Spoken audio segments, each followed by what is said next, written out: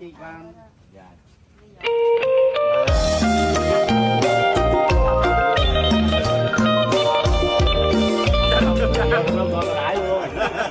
បាទជំរាបសួរប្រិយមិត្តទាំងឡាយទីគ្រប់និងជាទីមេត្រីបាទថ្មីទៀតហើយបាទ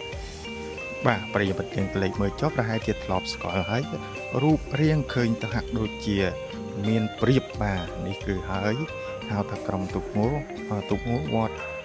បទុមរាំងសីទំនប់បាទរូបរាងក៏ខៀវបាទហើយមានសត្វថងនៅចូលលើក្បាលប្រហែលជាបងប្អូនបានស្គាល់ឃើញហើយនឹងដឹងឮធ្លាប់តែមានឈ្មោះបោះសម្លេងនៅក្នុងពិធីប្រណិងទុកងោនៅក្នុងខេត្តចុកកាំងក៏ដូចជាក្រុងកន្ធើកន្លងទៅនេះបាទនេះហើយគឺជាទុកងោនៃវត្តបទុមរាំងសីទំនប់បាទដែលស្ថិតនៅឃុំកាំងninhក្រុងកន្ធើបច្ចុប្បន្នបាទនេះគឺងោបុរស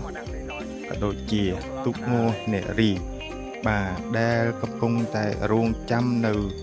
ពិធីប្រកួតក្នុងឱកាសបិណ្ឌអកអំបុកប្រពៃណីរបស់ជនជាតិខ្មែរខាងទៀតបាទ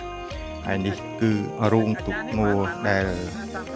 បងប្អូនទុកងោគឺថាមានទុកងោមានវ័យចំណាស់ក៏ដូចជាទុកងោថ្មីដែលវត្តកំពុងតែរៀបចំបោះឡើងបាទហើយនេះទុកងោដែលបងប្អូនកលេចមើលនេះគឺទូកងោកំពុងតែត្រៀមបំរុងដើម្បីចូលរួមក្នុងពិធីបណ្ណាំងទូកងោនឹងឆ្នាំ2026ខាងមុខ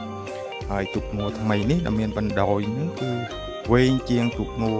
នៅក្នុងរោងអមាញ់មិញទូកងោនេះមានបណ្ដោយដល់34ម៉ែត្របាទចំណុះខាងកីឡាករក៏ដូចជាអ្នកគ្រូបង្វឹកខ្លុំកញ្ចែហ្នឹងក៏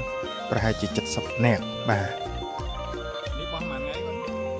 បាទប្រិមិត្តក្នុងឱកាសនេះក៏ថ្នាក់ដឹកនាំនិគមបាទថ្នាក់ដឹកនាំឃុំគឺហៅថាអញ្ញាធរឃុំហ្នឹងក៏បានមកសួរសុខទុក្ខដើម្បីលើកទឹកចិត្តទៅដល់គណៈកម្មការនៃវត្តបទុមរាំងសីហ្នឹងគឺថាត្រៀមបំរុងធ្វើយ៉ាងណាដើម្បីរក្សានៅលទ្ធផលក៏ដូចជាការប្រកួតជោគជ័យ3ឆ្នាំបន្តបាទហើយក្រុមទូកងោបទុមរាំងសីទំនប់យើងនេះបងប្អូនធ្លាប់ដឹងបាទគឺ3ឆ្នាំជាបន្តនោះទទួលជ័យលាភីលេខ1បាទទាំងទូកបុរសនិងទូកនារីបាទក្នុងឱកាសបិណ្ឌអកអំបុកប្រណាំងទូកងោខេត្តសុកកាំង